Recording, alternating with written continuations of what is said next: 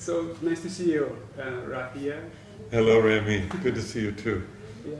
So we are continuing our discussions with amazing people on this authenticity journey, and I really would like to ask you, Rafia, during this whole journey, so many people you have seen. So, what is authenticity for you?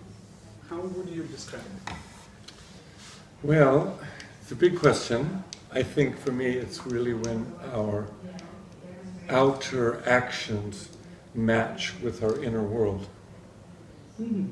You know, it's basically, it's walking the talk. Mm-hmm. And it comes and arises naturally when we've anchored ourselves in a place where we love the truth and we have a commitment to be honest. And then we can't help but be authentic. Mm-hmm.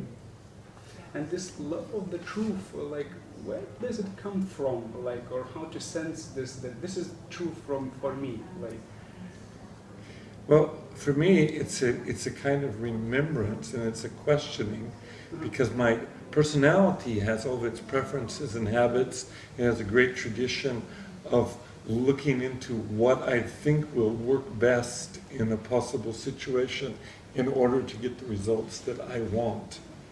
But that's not necessarily the truth. In fact, that's a kind of manipulating, going by the side kind of way. Instead, it's really to ask myself the question, well, what is the truth right now? What is my truth, as far as I can see? And then something that I can feel as an alignment inside. And then when I come from that place, I sense that my actions will be congruent with that place. But it's something I have to work on, because I wasn't born, learning to tell the truth. I was trained to learn to say what works the best. uh-huh. And during this discovery, maybe you remember, or from yourself, or from the clients that you met, participants, like some situation, like how it was discovered, this truth, like this alignment. Yeah, I guess it happened for me more in the work that I was doing with inquiry, and it became and self-inquiry became very important to me. Like, why would I inquire into something? Well, I would inquire into something if I wanted to know the truth about it, and to even then question that and to say to myself, I want to know the truth. Implicit in that is that I don't know the truth. Mm-hmm. And so, and that, for me, makes me open. Because then I'm there to discover. And then the inquiry to see, well, what is really true for me, brings a certain feeling of being genuine. Mm-hmm. And it brings a certain vulnerability. Mm-hmm. When I'm not inquiring into the truth, then I'm trying to convince perhaps somebody else of a viewpoint, which I already have, which for whatever reason, but it may not be my real truth. Mm-hmm.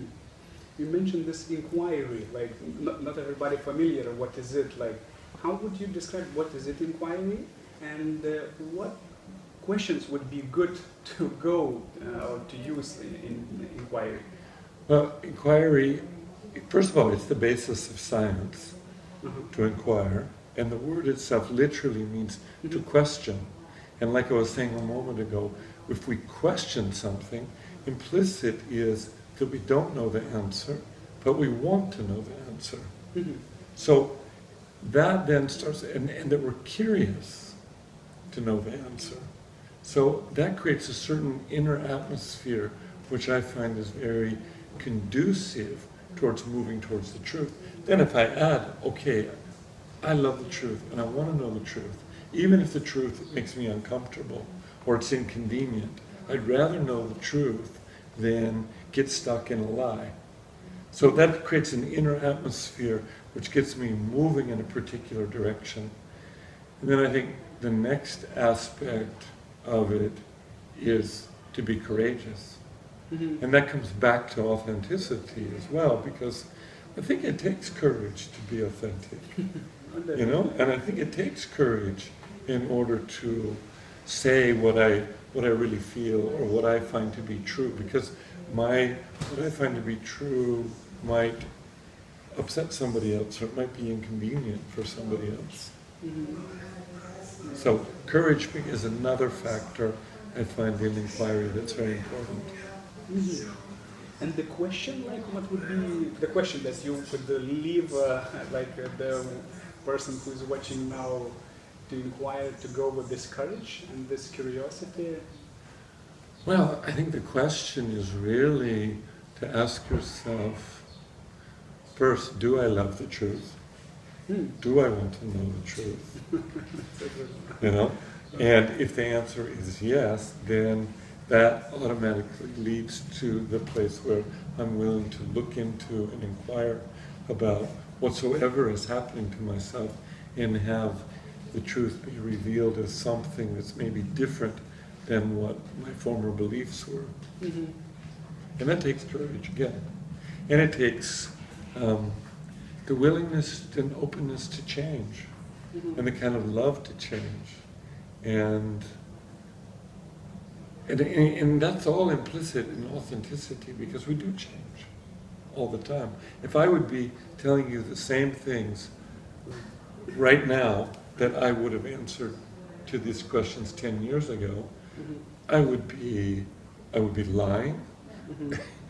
I would just be trying to get through this interview without giving any real consideration to where I am right now. Thank you, Rafia, for sharing this. Thank you, Randy. It's really an honor to get to speak with you and to share this.